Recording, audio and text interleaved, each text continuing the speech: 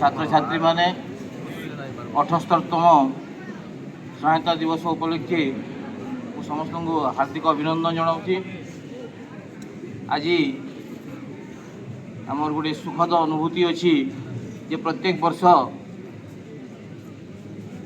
आमर पंचायत स्तरीय स्वाधीनता दिवस पालन कराए से फील्ड रे किंतु ए वर्ष हो न पारे।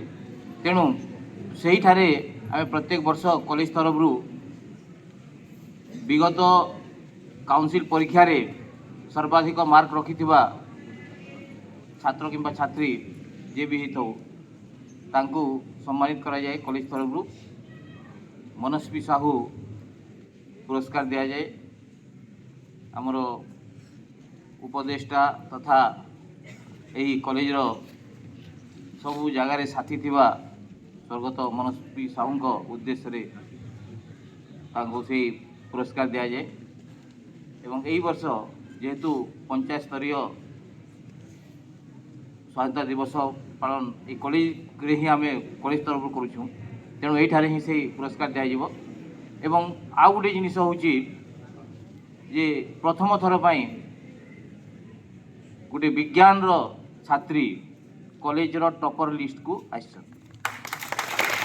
प्रथम थर पर first prize science student was coming to the topper list of the college एते दिन पर्यंत आर्ट्स सब्जेक्ट आउसथिले किंतु प्रथम थर पर जड़े विज्ञान छात्री ए कॉलेज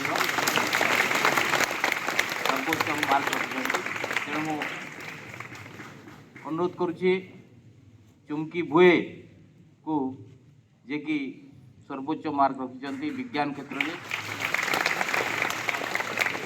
546 मार्क रखिक से आम कॉलेज नाम को उज्जवल कर चुमकी भुए।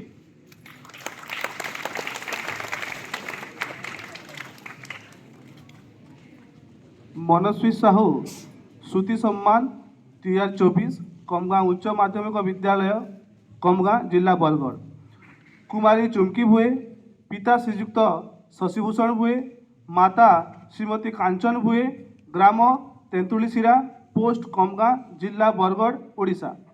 महाशय आपण गत 2023-24 शिक्षा वर्ष रे कमगाँ उच्च माध्यमिक विद्यालय कमगाँ जिला बरगढ़ रे युक्त 2 पाठ्यक्रम विज्ञान छात्री उच्च माध्यमिक शिक्षा परिषद भुवनेश्वर द्वारा परिचालित +2 द्वितीय वर्ष विज्ञान परीक्षा रे महाविद्यालय स्तर रे आपण सर्वोच्च मार्क रखी प्रथम स्थान अधिकार करछंती।